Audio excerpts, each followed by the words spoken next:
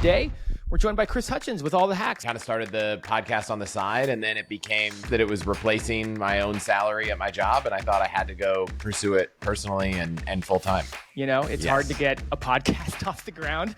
How did you know it was working?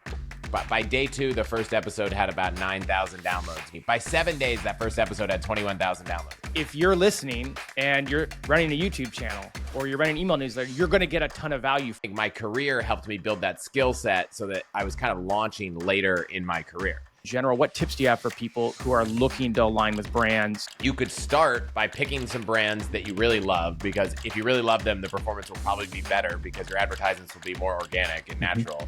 How did you figure out what people wanted? And then how do you go about doing it on a week-to-week basis? I'll just go do the research. I love going down rabbit holes on my own. Growing the podcast is very hard work and kind of known that way. The way to grow a podcast is to... All right, welcome back to the Niche Pursuits podcast. My name is Jared Bauman. Today, we're joined by Chris Hutchins with All the Hacks. Chris, welcome on board. Thanks for having me. I'm very excited you're here. I have listened to your podcast for many years now, so it's always fun to interview another podcast host, but I've always kind of admired your story, what you're doing. I'm excited to talk through how you got going, what you did along the way. I think the theme of personal brand is certainly big on our podcast. We've talked a lot about that over the years. We'll probably get into a lot of that. But before we touch on how you grew All the Hacks, maybe give us a little background on yourself before you started that brand.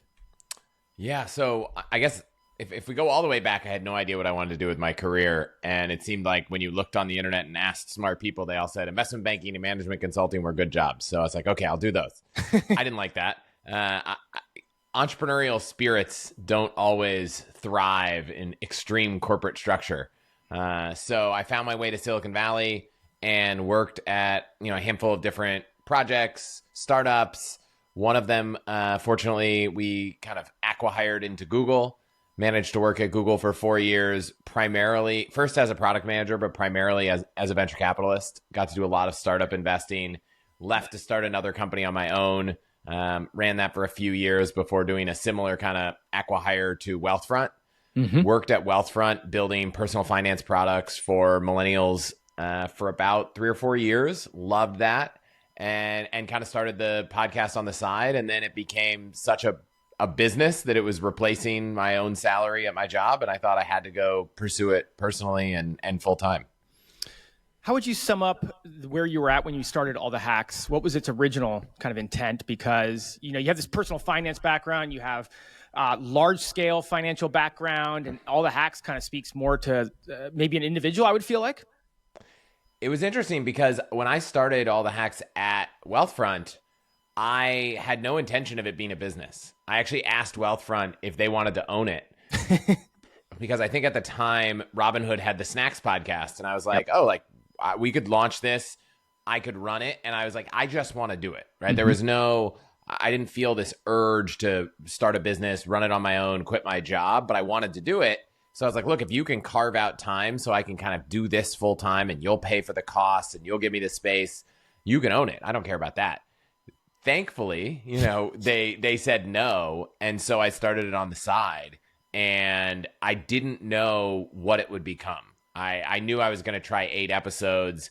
By the time the 8th episode came out, I kind of had already realized that there was enough of an audience interest, kind of product market fit, that I was going to keep going, and I enjoyed it enough. But when I first started it, I didn't have any intention of turning it into a business because I was going to let my employer own it.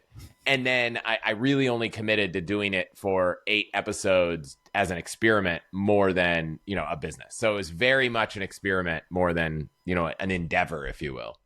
Hey, Jared here. Just a quick word, and then we'll get right back to our interview. So running a business is tough. We know this. You shouldn't have to worry about your website too. With Kinsta's managed hosting for WordPress, you get lightning fast load times, enterprise-grade security, and 24/7 expert support from real human beings. Switch to Kinsta to see site speeds improve by up to 200% with effortless, free migrations and a powerful, easy-to-use dashboard. So join over 120,000 businesses who trust Kinsta. Get your first month free at kinsta.com. That's Kinsta.com. Kinsta, Simply better hosting. All right, and now back to our interview. There's a lot of ways to start something, Podcasting is, I'll say, known as a difficult early go. It's hard to get a podcast off the ground. Not that any business venture is easy or not hard, but podcasting is tough to get an audience, and it's tough to get to the point where you can see enough signs that it's working. What were the early success signs? How did you know 8 episodes in that you touched on something? How did you know it was working?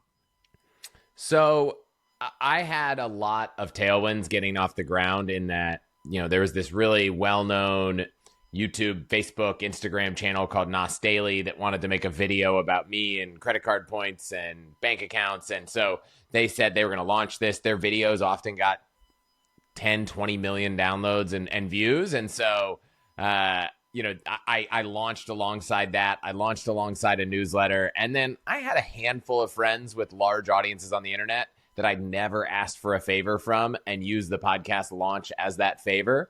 And then I had a mailing list that I'd built up at one of my previous startups that, was personal finance related. And so all those things helped me get it off the ground. And so I think when I launched, I'm looking at the stats, day one numbers of the first episode were, by day 2, the first episode had about 9,000 downloads, which, wow, as a podcaster is a lot. Now, knowing that I had 9,000 downloads on day 1 didn't mean that much because I'd done a ton of work to try to get that growth. So what was really important to me, by 7 days, that first episode had 21,000 downloads. But the real number for me was I launched 3 episodes in the first week. It was what happens with episode 4, 5, and 6. And so, the first week of the first 3 episodes were all over 10,000 downloads. And then the first week of the next 3 were right around 10,000. And so what that told me was, look, a lot of people were interested enough to check it out, but then they stuck around. Mm-hmm. And so by the end of week 4, I knew that, or not even week 4, I guess, because I launched 3. By the end of week 2 or 3, I was like, there are 10,000 people coming back. And there was 1 week, it was episode 4, it was the only, I take that back. There are a handful of episodes that didn't hit 10,000 after a week, but for the most part, I don't think anything dropped below 8,998. So it was there's about 10,000 people, that are excited enough about what I'm doing to give it a listen within the first 7 days.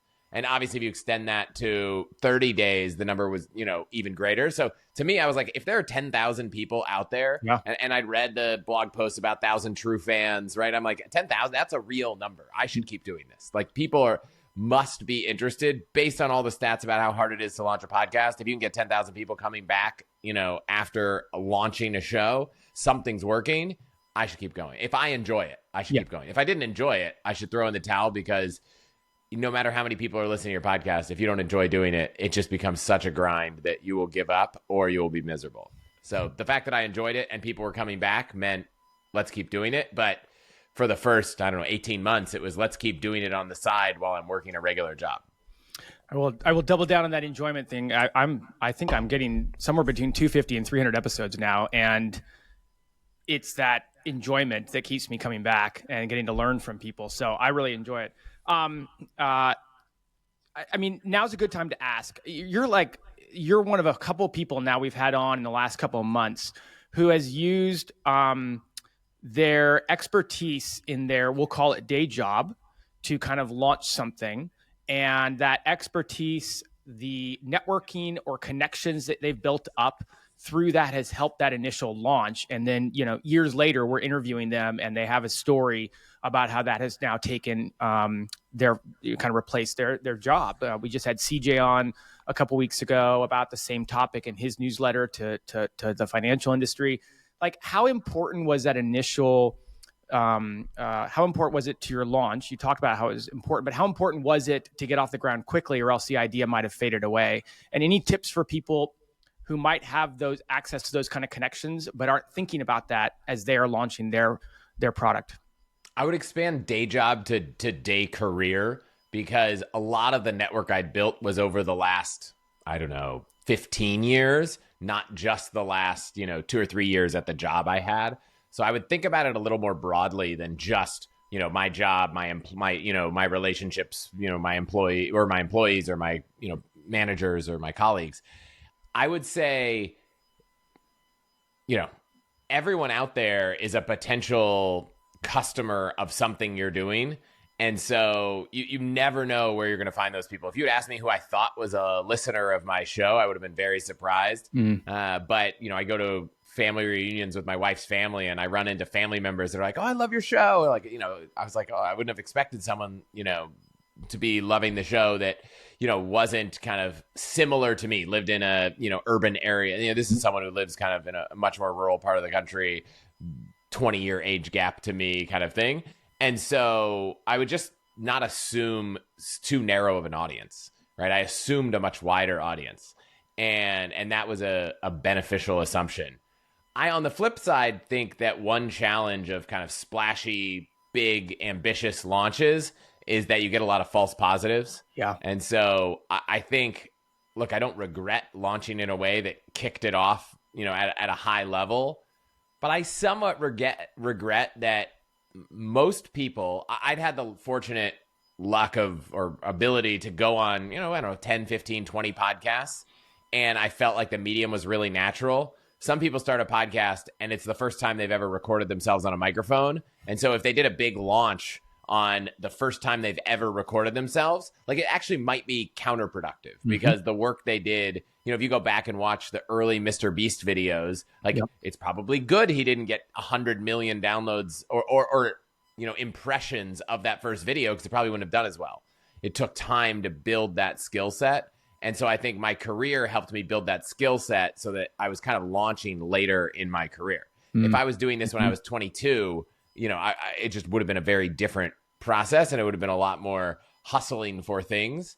But you never know who in your network, in the podcasting case, might know someone who is a podcaster, might know someone who has relationships with other people, could help you be a guest on a podcast, could, help share it in a newsletter. And so you just never know. And so I wouldn't write off your network. And I would ask for favors. I basically told everyone, I sent an email to everyone. I was like, hey, I'm launching this. I don't ask for a lot of favors. Like if there were one thing you wanted to do for me for the next, 5 years, it would be, go subscribe and follow and share and listen this one time. If you're, the boy who cried wolf and ask for favors every week, like who's going to know that this one's the one that really matters? Yeah.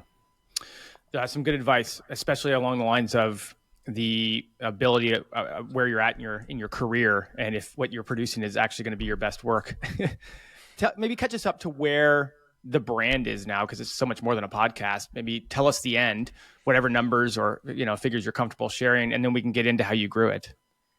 Yeah. So funny enough, I would say from a download standpoint, we're probably. I'm looking at the number, literally looking at the numbers. Like maybe we're 3 or 4 times the size, but as we were early days, but we're not 100 times the size.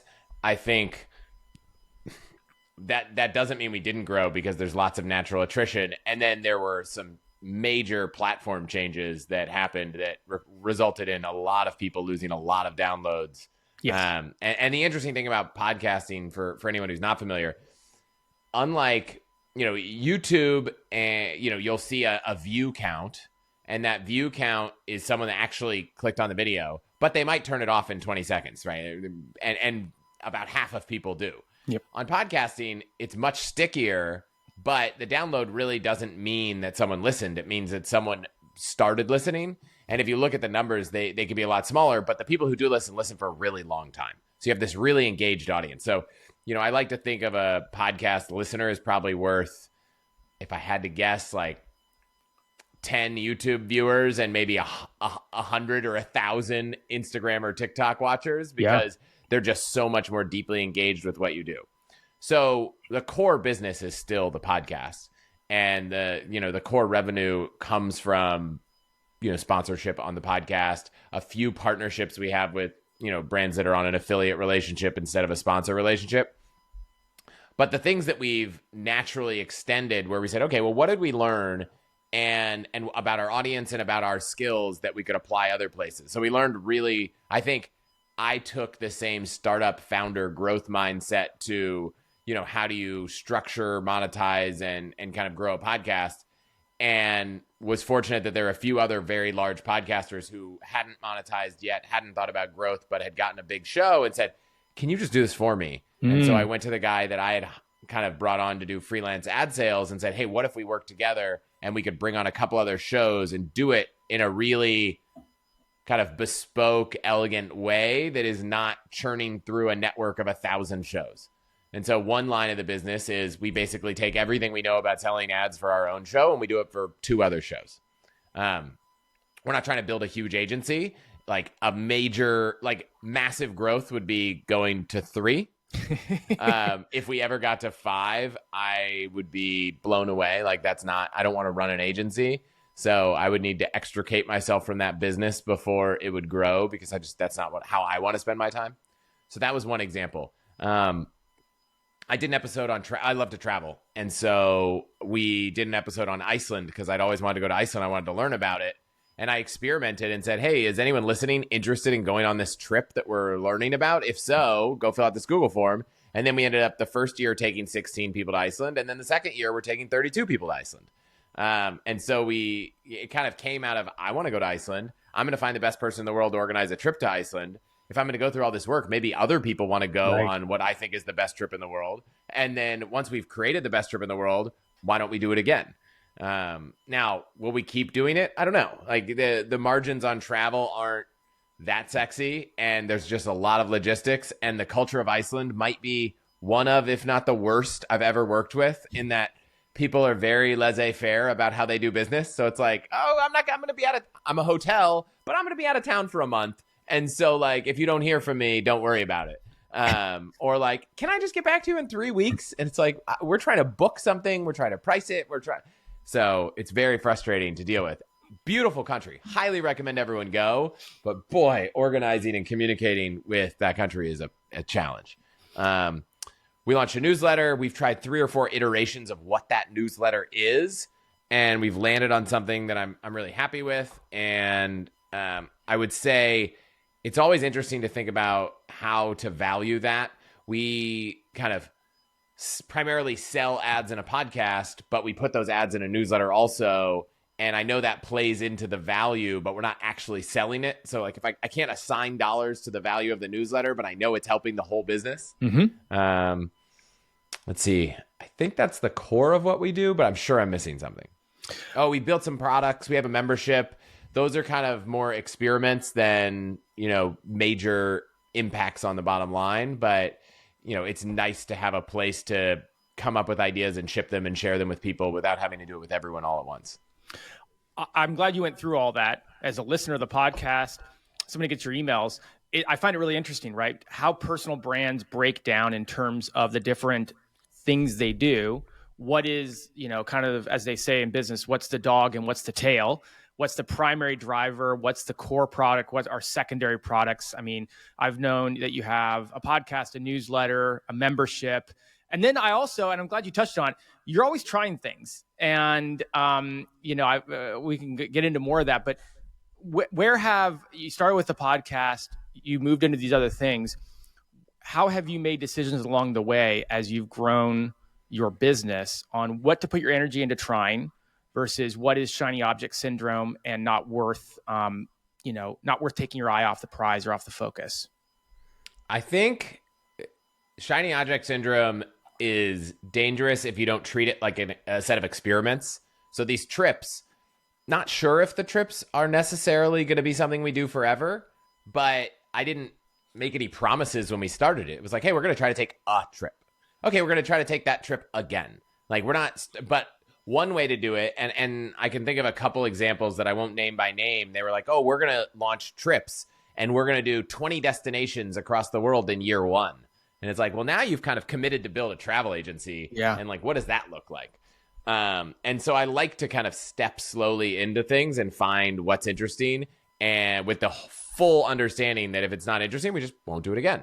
And so some people sell a membership. I have a few friends in mind where it's like, here are the benefits you're going to get for the next 5 years.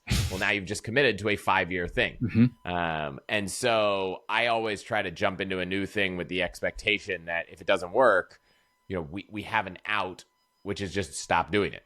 And in almost every case, that seems to be how we operate. So I do have that shiny object syndrome. It's like, ooh, Yeah. what would it look like to do this? What would it look like to do this? But then I start asking myself, what's really the goal? And is the goal more time, more revenue, more, freedom, more impact? And right now, I think the business, there aren't a lot of employees, right? It's me and my wife and one other kind of operational team member, a freelance ad person, an agency that helps with the production.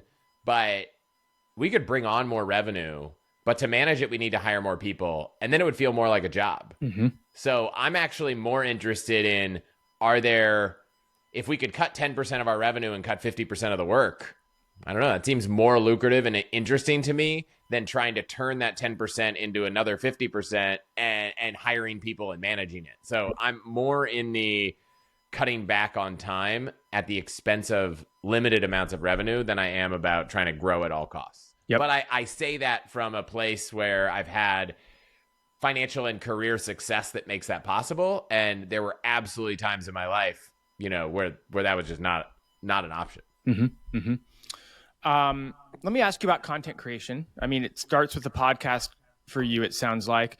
And I guess maybe I'll give it a two-part question here. Number one, how have you learned over time what's important to your audience and what type of content to produce? And then the second part is, how do you go about, I guess, creating content, and how do you go about coming up with the ideas, finding the people to have on the podcast, finding the topics and the themes? So how did you figure out what people wanted? And then how do you go about doing it on a week-to-week basis? Honestly, it's at the point now where it's just what I'm interested in. Right? Like if we turn, let's see if I can turn this just a little bit. I have this board. Oh, and yeah, the board is like all the things that I'm interested in that I want to kind of explore. And, sometimes I can't get the person who I think would be fun to talk about the thing. And sometimes I can. But a lot of time, more often than not now, I'm like, I'll just go do the research. Like, I love going down rabbit holes on my own. So if I want to do an episode on health diagnostics and I can't find a person out there who I think has kind of run the gamut and has a open mind to what makes sense and what doesn't, and an experimenter's mindset, then I'll just go spend a week and, spend 40 hours and go figure it all out and share what I've learned. Mm-hmm. And so the topics are purely personal. So I get these emails where someone's like, oh, it'd be really awesome if you could cover topic X, which is completely irrelevant to me. And my honest answer is, to the extent I can find a way to be interested, I will try to weave it in. But it's really hard for me to, go do an episode on this thing that's just not personally relevant to me. If it's like, how to build your own house out of wood, I'm like, well, I'm not going to do that. So I'd probably rather get interested in the story and find some other podcast to recommend, but I just won't do it. So it's become the only sustainable way for me to do this is to make the topics things I'm interested in. And fortunately, I'm a pretty curious person. So, yeah. Sponsorships. You kind of talked about that being a primary driver of revenue for the podcast. I think it's super interesting that you seem to almost manage not only your sponsorship suite of options, but also do it for a couple other podcasts. How did that develop along the way? Because I think a lot of people listening will maybe have, say, maybe not a podcast, but certainly we have a lot of listeners who've started, email newsletters and these sorts of things. And getting sponsors is a topic that is a huge challenge for a lot of people in whatever they're doing. Some people have YouTube channels and they're looking for a good brand to partner with and sponsor, set up a sponsorship thing. So how did you go about doing that? Maybe from the beginning, but really in general, what tips do you have for people who are looking to align with brands for their product? I think there are two reasons a brand wouldn't want to work with someone, and I think it's important to understand them before I answer that. So one is it's just not worth the time. And then two is that the ROI is not there. So you might have a podcast or a newsletter or some brand where you have an audience, but it's very small. And even though the amount you would charge someone relative to the value their business would get makes sense, they might only be spending $100, right? So one of our brands is Viore. They make, I'm literally wearing all Viore clothes right now. And, their goal is to spend money and then have people make orders and generate enough revenue to where their margins make up the amount of money they spent and some, so they have some profit. I think that's a fundamental way almost all the businesses are operating. if they could spend $100 and make $120, that's interesting. But at the scale they're at as a $1 billion company, it's just not worth their time. Mm-hmm. So if your podcast is small, and or your brand, that might be a challenge. So like you have to check yourself and think, okay, how much could I actually charge given the size I am? And if that doesn't work, that's going to be hard. Then is the ROI there? If both of those things are true, then it's just a matter of getting in front of people. And every industry is different. So in podcasting, there's a ton of brand agencies, Baritone, Ad Results Media, Right Side Up. It's like reaching out to them saying, I have this thing. It's big enough that you should be interested in. And we're willing to price at a place that you can experiment and find out that it performs. Mm-hmm. So I would argue that the people who probably aren't able to find sponsorships, the challenge is more that they're either too small or maybe they're reaching out as a podcast or a YouTuber. Maybe they're reaching out to brands when they should be reaching out to brand agencies that represent things. But the real challenge is they're too small. And so if you're too small, then I would say you could start by picking some brands that you really love, because if you really love them, the performance will probably be better because your advertisements will be more organic and natural. Mm-hmm. You could just go sign up for their affiliate programs and then convert that into some sort of partnership. So that I had a brand early on. I really liked the product. I just signed up for the affiliate program. And then I sent them a note and I was like, I've sent you all these people. Could we do something bigger? Like there was something there. Mm-hmm. And that was at a conference in the personal finance space where I could go like find the person that could make the decision at the booth. Wow. So it's like, you got to get creative about how you get in front of these people. But for the first 18 months, we didn't have sponsors. Like I was just purely trying to build an audience. And so I would say until it made sense for brands to spend probably somewhere on the order of $10,000 a year at a minimum, we weren't working with brands. Yeah. And it was probably closer to 20,000. And that number seems, with the number of, channels to spend money on going up, also going up. Now, that doesn't mean you couldn't find a small company that, just needs, less exposure than $1 billion company to partner with. But I would try to right size your outreach to the size you're at now, because if a brand is deploying $50 million a year on advertising, they're probably not looking at new channels that they're going to deploy $300 or $1,000 or even $10,000. But if it's a small brand looking to partner, there are a couple podcasts that are really big, and just to buy an ad is over $50,000. And so a small brand might be like, well, we have a $50,000 budget to test, podcasting. So there's this website, Podcorn, and I have the exact opposite problem. You can go create an account, you can log in, and you can see all these brands that you can work with that are looking to do advertising with different podcasts. And when I log in, I always see these brands that have like a $4,000 or a $5,000 budget, and I'm like, well, these brands don't have enough budget for me to even consider working with. So I never use Podcorn. But someone else might be perfect for using them because they're smaller. So you got to find the right platform and place to make that possible. I also love your feedback about the affiliate thing, because if you can, if a brand is so interested in obviously ROI, well, you can try different brands and talking about them to your audience and seeing which ones get the most interaction. And that can also help shape up who you go after and where you take your sponsorship opportunities. You mentioned, and you got to accept that, like, maybe your stuff isn't going to convert.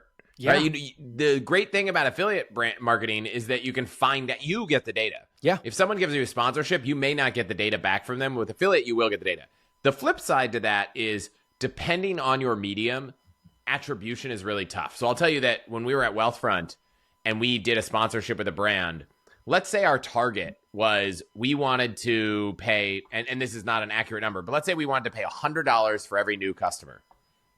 Well, on podcasting, we might be willing to pay $300 or $400 per customer, because our data shows that for every one customer that heard the ad and went to the URL and we could attribute to listening to that ad, there were 2 or 3 other people out there who signed up but weren't attributed.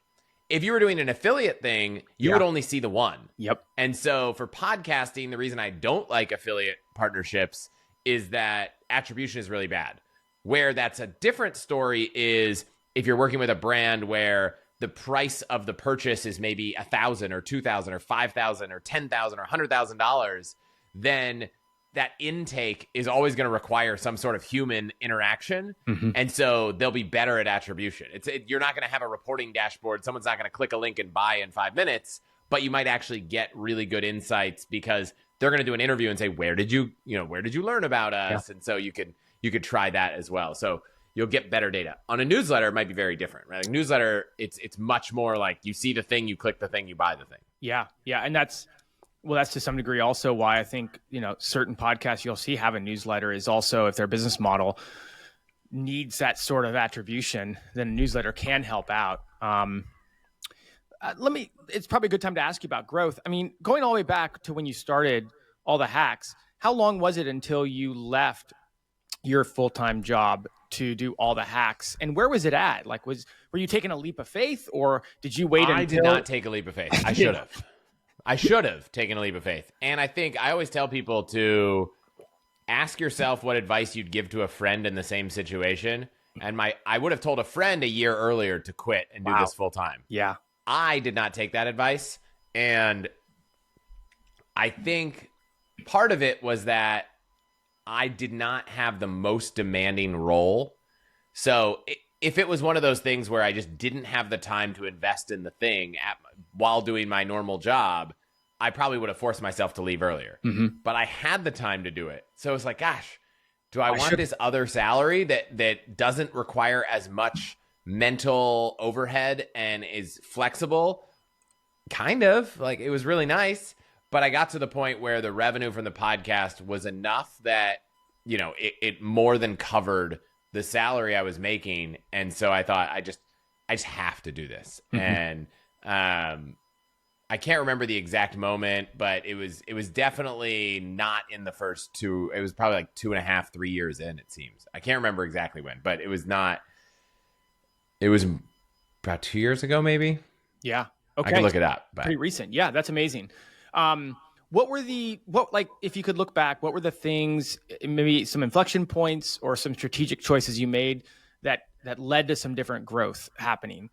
Because again, all the way back to like the first thing I feel like I said is growing a podcast is hard work. It's the stickiness is exactly what is so powerful, at least that I've found on my end. But growing the podcast is very hard work and kind of known that way across people who run podcasts. I'm just curious what different things that you saw worked, or even things that you didn't see work also. I think this is probably true of every medium. Not everyone participates in every medium, right? If you write newsletters, some people don't like reading newsletters. They're not your audience. Some people don't use YouTube. Some people don't listen to podcasts. So the best way to find another podcaster is to go listen to find them listening to podcasts. So advertising on podcasts, being a guest on podcasts, doing cross promotions on podcasts is one of the only ways that you can guarantee that the person that hears your promotion is actually a potential customer.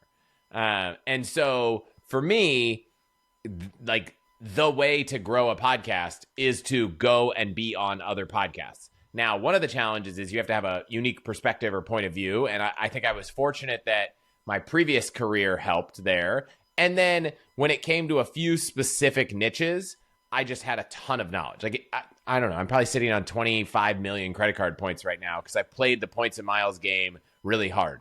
And I think if you're a business owner or a side hustler and you have, all kinds of stuff you're working on, like it's the most lucrative addition to that side. It's like the compounding side hustle. You take your side hustle of, running your side hustle and then layer on the points and miles side hustle. And like all of a sudden, not only is your business thriving, but you're traveling for free with your family and it's awesome.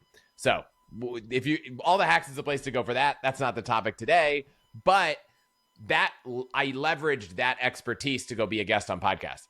But sometimes it doesn't work. And so I was fortunate that I had a kind of like a casual relationship with Tim Ferriss. Huge podcast. Would love to be a guest.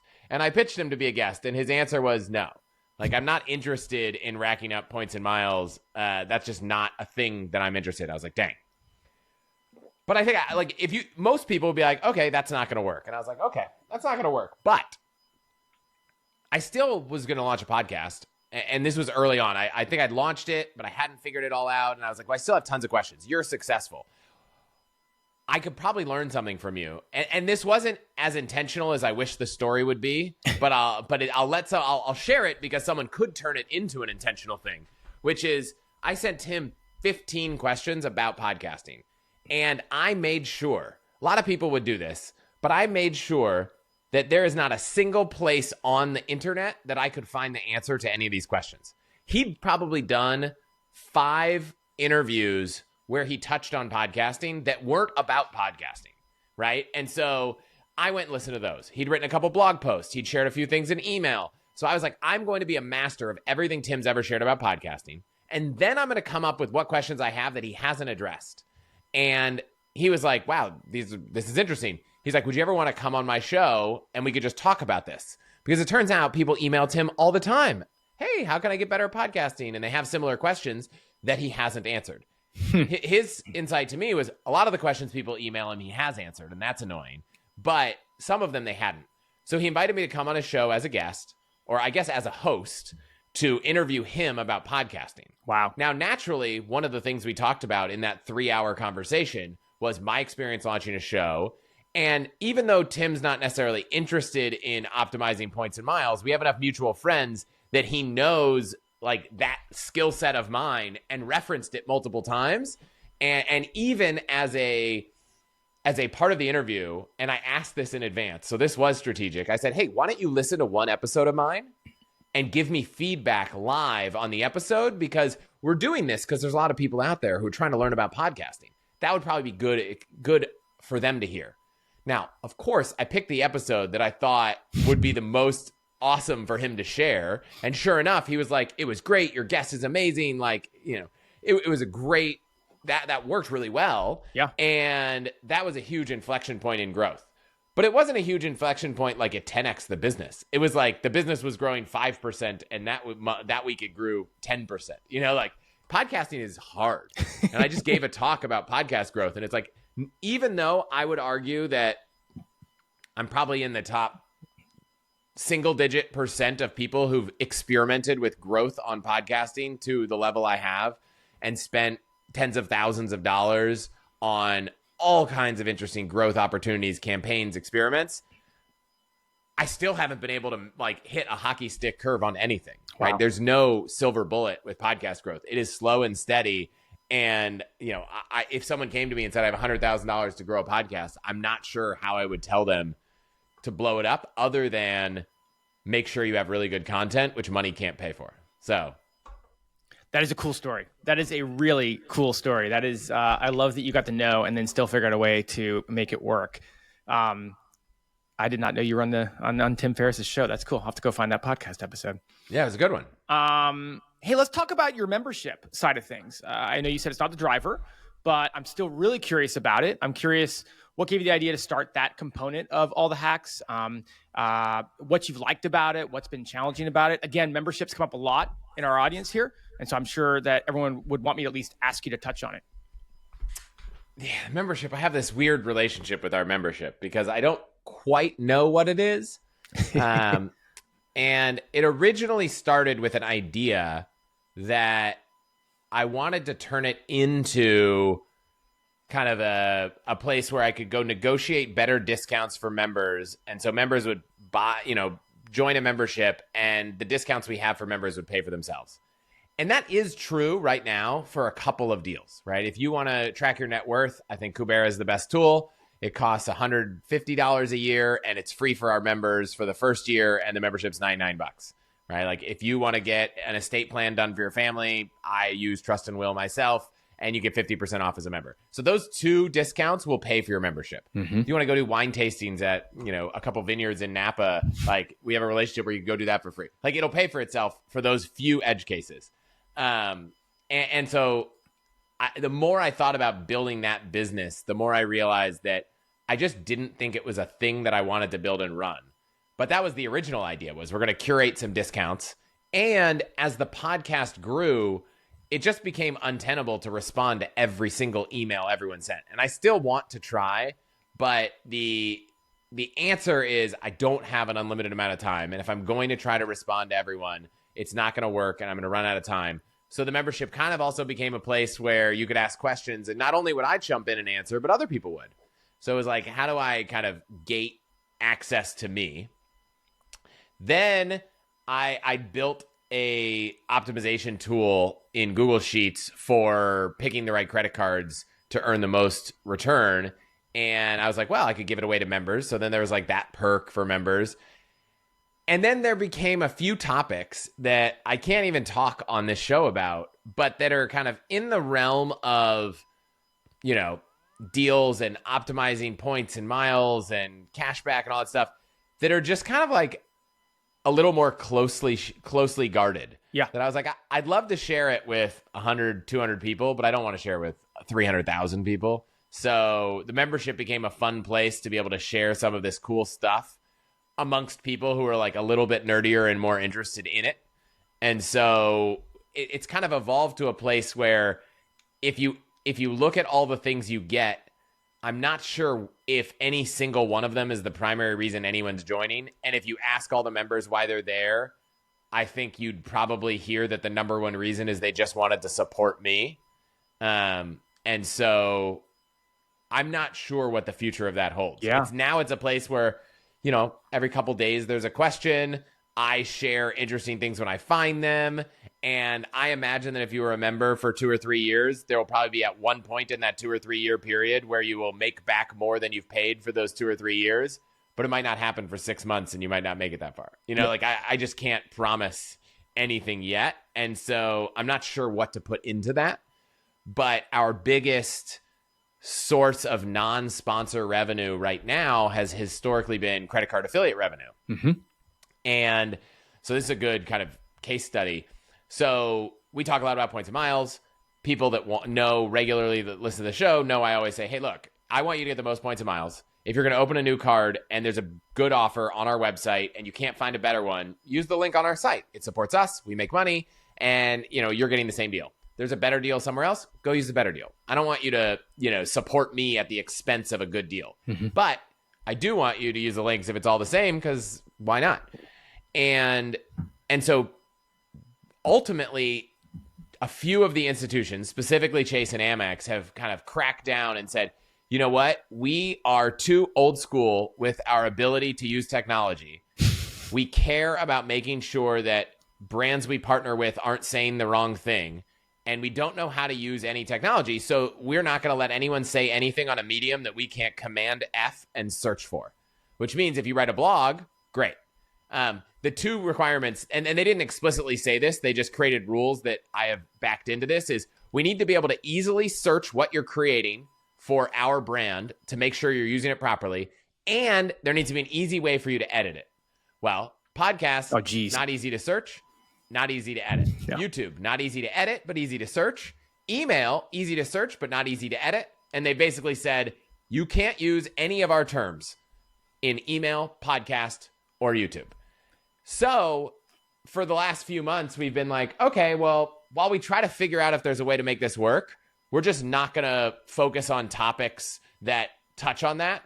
And then it just got to the point that so many of these things on this board to my side that I want to talk about, it's impossible to not mention any of those brands or cards by name.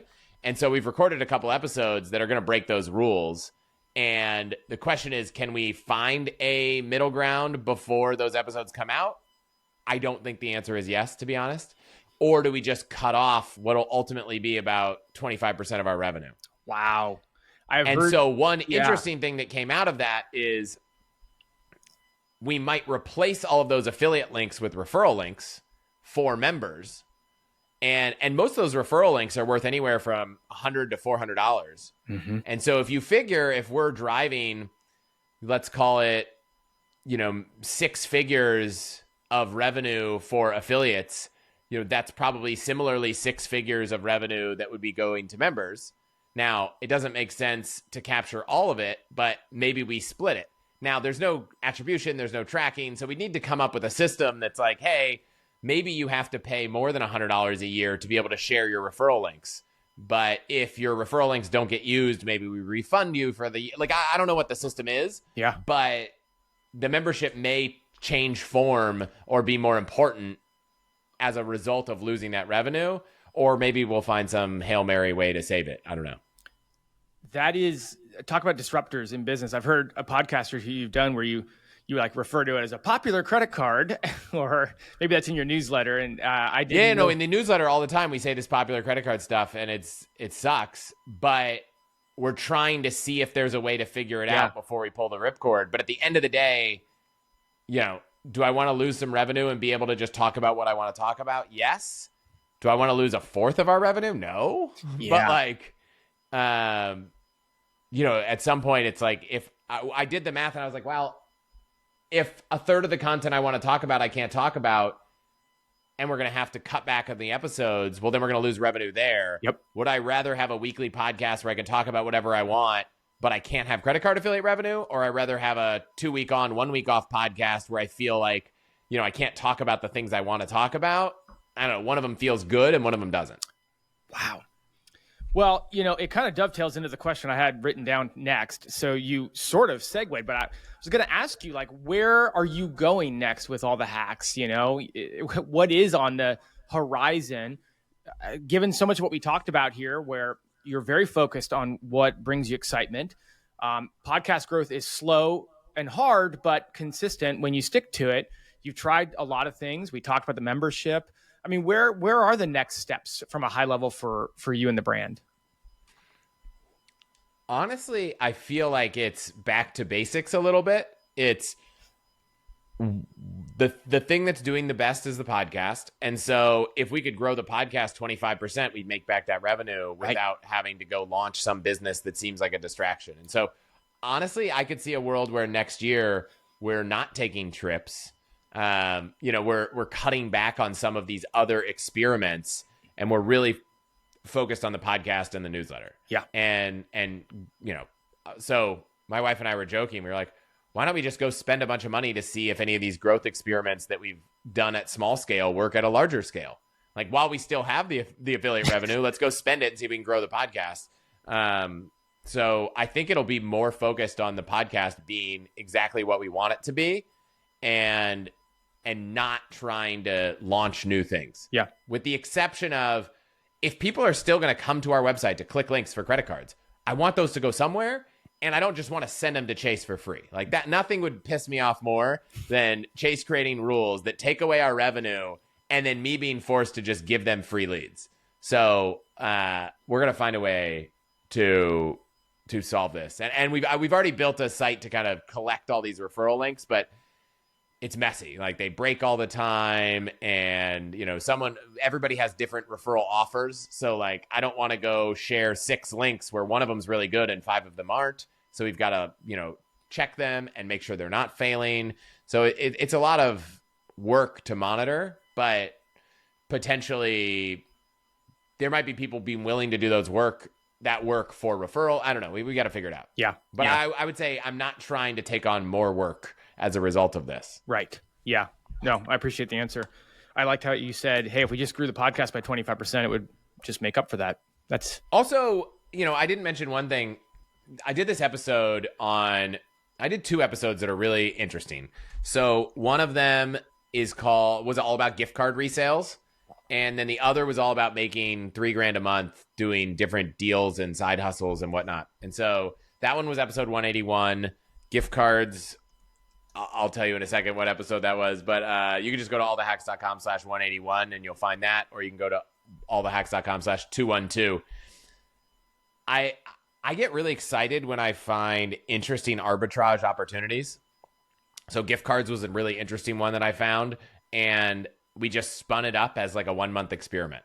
And the arbitrage was, there are a lot of places you can buy gift cards at a discount, but they're not obvious, and they don't operate at scale, and they require a little bit of risk. But because most of those places allow you to buy them on credit cards, and there are a lot of people out there trying to make a lot of credit card points, they're willing to take on a lot of that risk. They want to resell those gift cards, and so there are a lot of gift card brokers. Mm-hmm. When you resell gift cards to consumers, there's a lot of fraud, because there are people out there who buy a gift card, spend it, charge back their credit card, and say, I never got it, it didn't work, and it's a problem. So the rates you get as an end consumer aren't as good. But if you have like a closed network of people where there's probably less likely to be fraud if you don't have a public facing website, you have high minimums, like it's, you know, it's not, it's kind of unknown.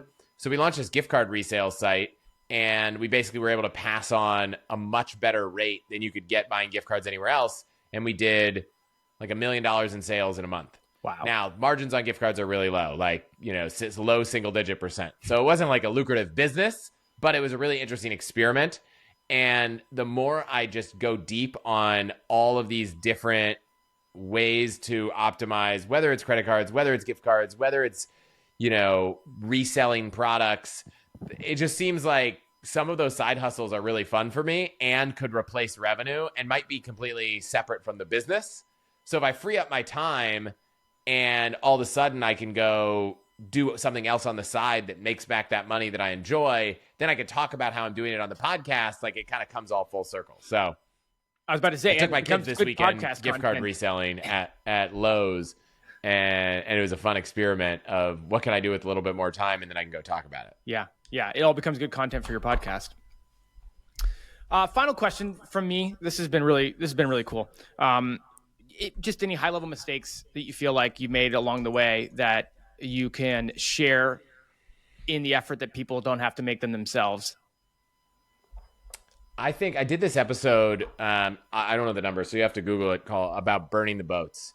And I mean, I think one big mistake was I just waited too long to go find out that this is a real thing. And, you know, every industry gets more and more saturated over time. What would have happened if I went all in on the podcast a year sooner? I don't know, but I'll never know.